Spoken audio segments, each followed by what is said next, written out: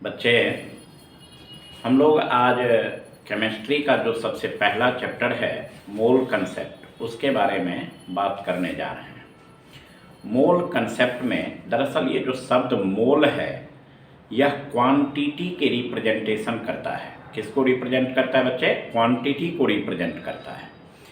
Generally हम लोग जो डे टू डे लाइफ में यूज करते हैं शब्द बच्चे, जैसे हम कहते हैं कि फलाने जगह से कुछ सेब ले आओ, तो तुम क्या कहते हो बच्चे? कितना केजी ले। अर्थात वहाँ पर क्वांटिटी का रिप्रेजेंटेशन मास के टर्म में हुआ है। क्लियर?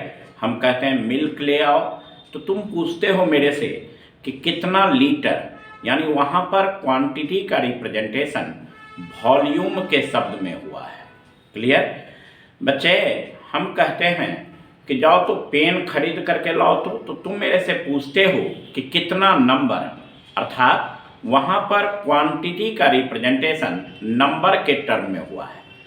जनरली बच्चे हम लोगों के पास जो क्वांटिटी के रिप्रेजेंटेशन का तरीका है वो 3 तरीका है। पहला तरीका है मास, दूसरा तरीका है वॉल्यूम और तीसरा तरीका है नंबर। मोल कंसेप्ट हमें मास, वॉल्यूम और नंबर के बीच एक रिलेशन बतलाता है। किसके किसके बीच रिलेशन बतलाता है बच्चे? मास, वॉल्यूम और नंबर के बीच एक रिलेशन बतलाता है। क्लियर? तो बच्चे मोल कंसेप्ट में दरअसल बच्चे एक हैवॉक क्रिएटेड होता है कि मोल कंसेप्ट बहुत हार्ड चीज़ है। हम लोग शुरुआत ही इस शब्द से करते हैं कि it is nothing but the concept of quantity in terms of number and mass which relates the mass of material to the number of atoms, molecules, ions, electrons, protons और other elementary units। बच्चे सरल हिंदी में अगर बात करें तो हम लोग कह सकते हैं कि यह मोल कंसेप्ट कोई खास चीज़ नहीं है, बल्कि यह एक कंसेप्ट है क्वांटिटी का नंबर, मास और वॉल्यूम के टर्म में, जो हमें बतलाता है कि एक पार्टिकुलर मास ऑफ मटेरियल में कितना नंबर एटम का है, आयन का है, मॉलिक्यूल का है, इलेक्ट्रॉन का है, प्रोटॉन का है एंड सो ऑन। क्लियर? तो मोल कंसेप्ट दरअसल एक रिलेशन दिया। अब बात उठती है बच्चे कि जो मोल कंसेप्ट रिलेशन दे रहा है ये मोल है क्या? Clear?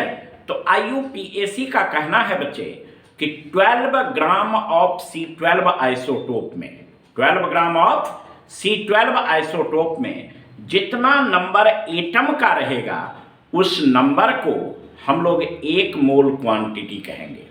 12 gram of C12 isotope में जितना नंबर एटम का रहेगा बच्चे, उस नंबर को हम लोग क्या कहने जा रहे हैं?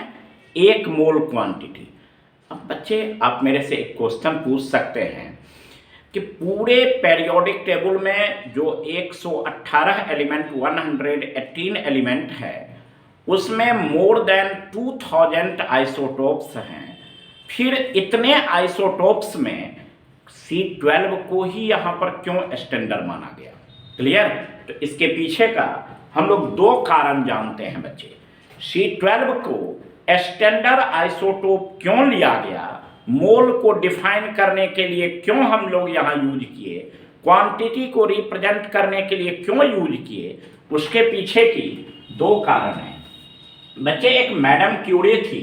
मैडम क्यूरी का कहना था कि दुनिया के किसी भी एटम्स में अगर न्यूट्रॉन बट्टे प्रोटॉन का रेशियो, न्यूट्रॉन अपॉन प्रोटॉन का रेशियो अगर 1 के बराबर होगा तो वह हाईली स्टेबल होंगे। वह क्या होंगे बच्चे? हाईली स्टेबल होंगे, अर्थात उसके न्यूक्लियाई को तोड़ा नहीं जा सकता।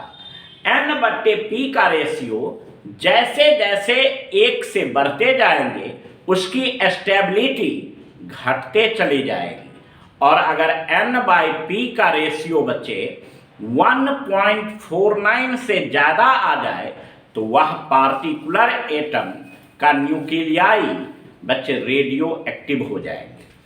जाहिर से बात है बच्चे कि अगर C612 की हम बात करें तो इसमें प्रोटॉन का नंबर 6 है, न्यूट्रॉन का नंबर बच्चे a माइनस जेड, यानी यह भी कितना है 6। सो n बट्टे p अगर पूछा जाए बच्चे तो 6/6, यानी ये कितने हो जाएंगे बच्चे 1। C612 की एक खासियत है बच्चे कि इसका न्यूट्रॉन अपॉन प्रोटॉन का रेशियो कितने के बराबर आ रहा है 1 के बराबर, यानी इसका न्यूक्लियस क्या है हाईली स्टेबल है। क्लियर। आप बोल सकते हो कि सर ऑक्सीजन O816 का भी तो न्यूक्लियस हाईली स्टेबल है, क्योंकि इसमें भी प्रोटॉन की संख्या 8 और न्यूट्रॉन की संख्या 8। सो n/p इजिकल टू यहां भी कितने हैं 1 है। लेकिन बच्चे दूसरा भी प्रॉपर्टी चेक करना है।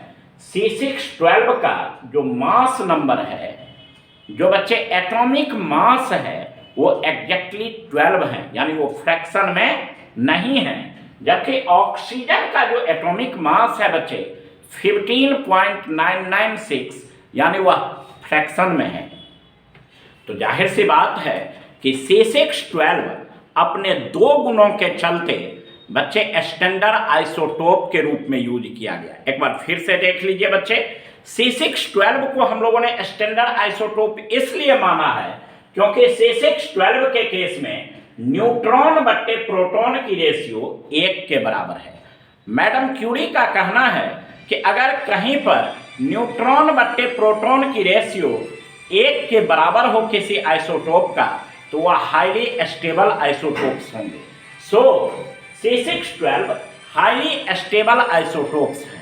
दूसरा बात कि इसका एग्जैक्ट एटॉमिक मास जो है बच्चे वह 12 आ रहा है। क्लियर। जब मास स्पेक्ट्रोस्कोपी से मेजर किया गया तो इसका एग्जैक्ट एटॉमिक मास कितना आया 12। अपने इस दो गुणों के चलते C612 को पूरे पेरियोडिक टेबल के 2000 आइसोटोप्स में सबसे स्टैंडर्ड आइसोटोप्स की उपाधि मिली। क्लियर। तो बच्चे मोल कंसेप्ट में मोल को जो डिफाइन किया गया है बच्चे वह C612 के रिस्पेक्ट में, किसके रिस्पेक्ट में C612 के रिस्पेक्ट में। और हम लोग कहते हैं बच्चे मोल को डिफाइन करते वक्त कि it may be defined as the amount of material which contains as many elementary units as there are atoms in 12 gram of C12 isotope। 12 gram carbon 12 में जितना नंबर एटम का होगा उस नंबर को हम लोग 1 मोल क्वांटिटी कहेंगे। क्या कहेंगे बच्चे 1 मोल क्वांटिटी कहेंगे। क्लियर। अब प्रश्न उठता है बच्चे कि 12 ग्राम ऑफ C12 आइसोटोप में कितना नंबर एटम का होगा। बात समझ गए, जिसको हम लोग 1 मोल क्वांटिटी कहें। तो बच्चे एक इंस्ट्रूमेंट आता है मास स्पेक्ट्रोस्कोपी। कौन सा इंस्ट्रूमेंट है बच्चे मास स्पेक्ट्रोस्कोपी, जिसके थ्रू हम किसी भी लाइटेस्ट पार्टिकल के मास को मेजर कर सकते हैं एज वेल एज उसमें प्रेजेंट नंबर की काउंटिंग कर सकते हैं।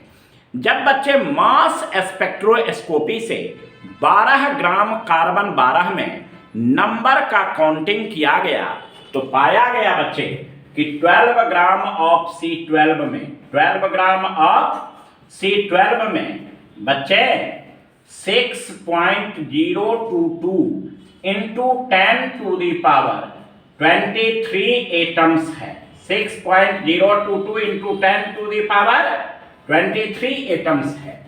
सो बच्चे हम लोगों ने यह बात जाना है कि 12 ग्राम कार्बन 12 में 12 ग्राम C12 में जितना नंबर एटम का होगा उस नंबर को चूंकि हम लोगों को 1 मोल क्वांटिटी बोलना है और 12 ग्राम ऑफ C12 में बच्चे 6.022 into 10 to the power 23 atoms था। सो अपने वादे के मुताबिक हम लोग कह सकते हैं कि 1 mole 6.022 into 10 to the power 23 number होगा। क्लियर है। अब जरा गौर से सुनो बच्चे, यह जो 12 ग्राम ऑफ C12 में 6.022 into 10 to the power 23 atom था, जिस नंबर को हम लोगों ने एक मोल क्वांटिटी कहा है, इसको एक इटली के साइंटिस्ट एमेडो एवोगाड्रो ने काउंट किया था।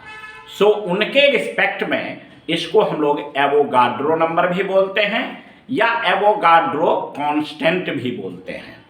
तो बच्चे, आप सारे बच्चों ने क्या सीखा कि 12 ग्राम ऑफ C12 में 12 ग्राम ऑफ C12 में कितना नंबर होंगे बच्चे?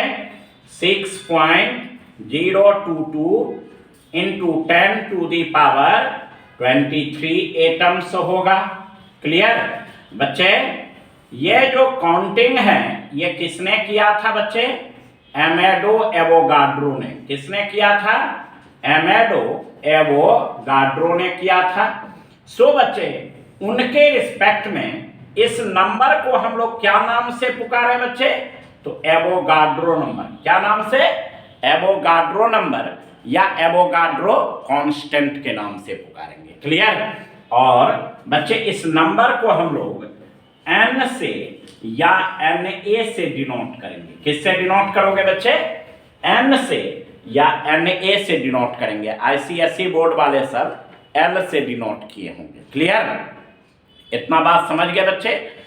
सो फाइनल कमेंट्स ये है बच्चे कि हम लोगों ने एक बात सीखा कि एक मोल में एवोगाड्रो नंबर होता है। एक मोल में कितना होता है बच्चे? एवोगाड्रो नंबर यानी 6.022 into 10 to the power 23 number होता है। सो अभी तक के स्टडी में हम लोगों ने एक बच्चे मेजर पॉइंट सीखा कि 1 मोल, जिसको MOL से डिनोट किया जाता है, अगर कोई पूछे कि इसमें कितना नंबर होगा तो 6.022 into 10 to the power 23 atoms होंगे और 23 नंबर्स होगा। क्लियर?